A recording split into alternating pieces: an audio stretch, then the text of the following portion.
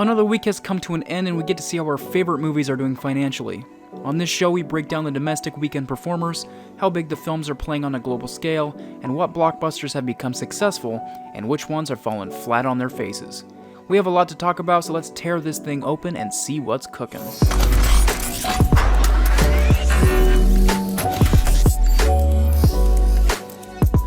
In first place this weekend, unsurprisingly, is Mission Impossible Dead Reckoning Part 1 with $56.20 million. An important note, even though it's its opening weekend, it has been playing in certain theaters since Monday, so that is why this number is lower than some would expect. In second place is The Little Movie That Could. Sound of Freedom has grossed $27 million in its second weekend, actually increasing 37.2% since last week. An incredible run so far for this movie.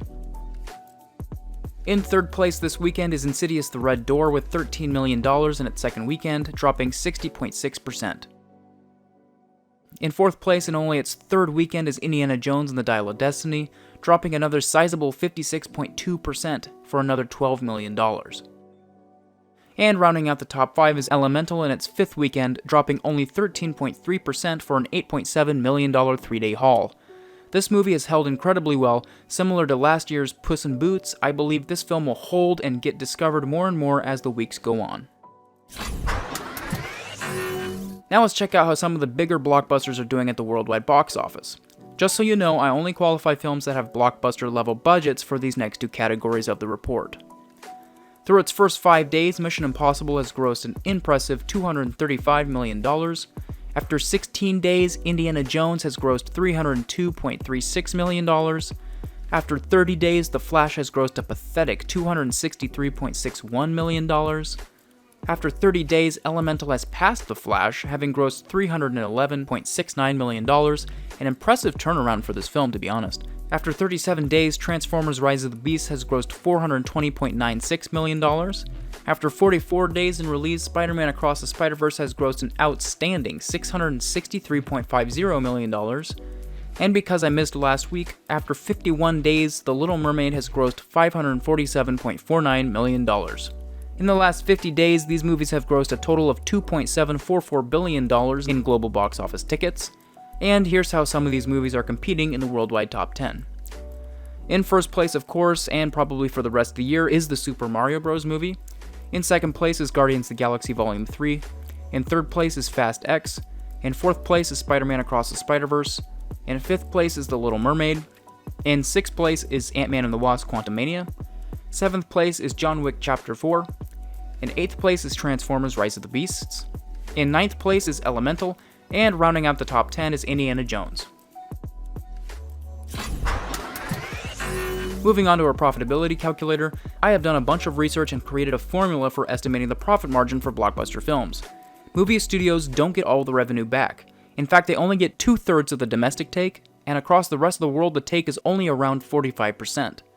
How we calculate profitability is we combine the production budget with the advertising costs. Advertising is hard to find numbers on, so if nothing is reported, it's usually half of the production budget but not greater than $100 million. We then compare the total spend with the studio take, and the sum of this determines our ROI, which is return on investment. First off, The Little Mermaid. It had a massive production budget of $250 million and a marketing budget of a whopping $150 million. Usually that amount on marketing is pretty rare, but that's the number that's being reported, so that's the number that we're going to go with. That brings the spend up to $400 million. So far, the film has grossed $547.49 million worldwide. Domestically, the gross is $293.92. Internationally, the gross is $253.58, and that takes the global take down to $308.10 million. Against a $400 million spend, the return on investment is negative $91.9 million for Disney Studios. After passing the 45-day theatrical window, the film is unlikely to make a profit in theaters, concluding its run as a definitive box office bomb. Things are looking much better for Spider-Man Across the Spider-Verse, which has a reported budget of $100 million and approximate $50 million in marketing, making the total spend of $150 million. So far, the film has grossed $663.5 million worldwide. Domestically, the gross is $368.80, and internationally, the gross is $294.70 million. That brings the take down to $376.03 million, and against a spend of $150 million, the return on investment is $226.03 million for Sony Pictures. Having passed the 45-day theatrical window, it is concluding its run as a definitive box office success. Transformers: Rise of the Beast is playing decently well in this crowded market. Domestically, the gross is $152.76, and internationally, the gross is $268.20. That brings our global take down to $218.36 million, and against a spend of $293, the return on investment is negative $74.64 million for Paramount Pictures. Not looking too good here. Elemental seems to be on a bit of a comeback tour. Domestically, the gross is $125.92, and internationally, the gross is $186.40. Against the $300 million spend, the return on investment is negative $133.43 million for Pixar Animation Studios. I don't think this film will turn a profit in this market, but I do believe it will chip away at that number and improve week to week given the film's fantastic holds. Moving on to The Flash, things are looking pretty terrible. Domestically, the gross is $106.81, and internationally, the gross is $156.80. Against a $330 million spend, the return on investment is negative $188.95 million for Warner Brothers. It has another 2 weeks before it passes the 45-day threshold, so I can't definitively give it a bomb banner yet, but don't get it mixed up, this will be one of the biggest bombs of the year. Indiana Jones and the Dial of Destiny. Domestically, the film has grossed $145.36 million, and internationally, the film has grossed $157 million. That means the return on investment is negative $262.41 million. This is disastrous. I can't emphasize how bad the situation is for Lucasfilm and Disney Studios. Unless this film holds exceptionally well, it will be one of the biggest bombs in cinematic history.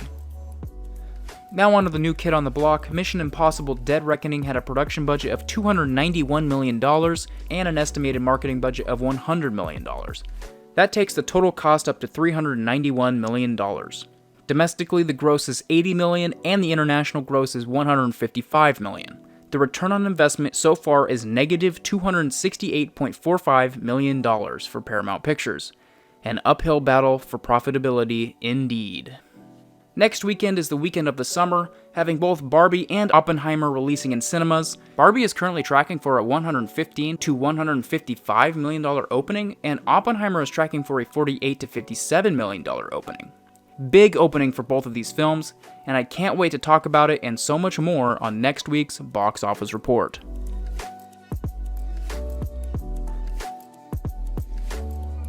Thanks for stopping by and checking out the video. My goal is to have an international group of film lovers that can come together and talk about their favorite niche in the whole wide world, movies. So without further ado, go down below and let me know what your thoughts are on the topic. I might not agree, but your opinion always matters, and don't let anybody tell you otherwise.